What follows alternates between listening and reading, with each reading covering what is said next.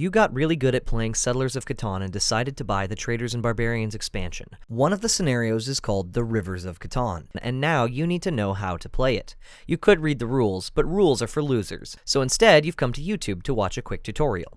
How do the rivers work? Simply put, they're slightly altered hexes that will benefit you if you build settlements or roads next to them, or bridges, more on those later, across them. Here's what the board setup for Rivers of Catan looks like.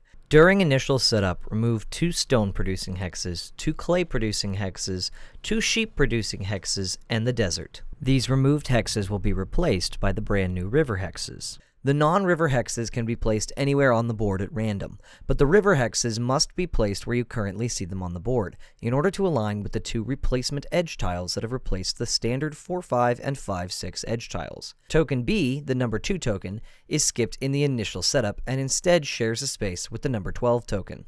Rivers of Catan introduces 5 resource-producing river hexes and 2 non-resource-producing swamp river hexes. What's special about the river hexes is that they produce coins. Building a settlement or a road on any one of these spots adjacent to a river hex will reward you with 1 coin, while using 2 clay and 1 wood to build a bridge across one of these 7 designated bridge spots will earn you 3 coins. However, you only have 3 bridges, and bridges cannot be built using the road building development card, or during the initial build phase at the start of the game. Bridges can count towards longest road. Upgrading settlements to cities does not produce coins. Wait a minute. What are coins? Coins are a resource that you can use to help you acquire other resources, although they come with an extra cost. 2 coins can be traded into the bank to acquire any one resource, up to a maximum of 4 coins traded in per turn. In addition to building river settlements, roads, and bridges, you can also acquire coins by trading with other players, or trading identical resources at the standard 4-to-1 rate, or 3-to-1 if you have a 3-to-1 harbor. 2-to-1 harbors cannot be used to acquire gold coins. Gold coins do not count towards the total number of cards in your hand, and cannot be stolen by the robber or the Monopoly card. Now for the golden twist.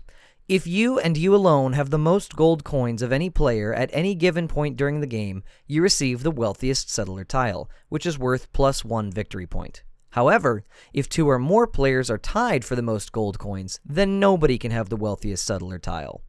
Conversely, if you have the fewest gold coins, you get the poor settler tile, which is worth -2 victory points.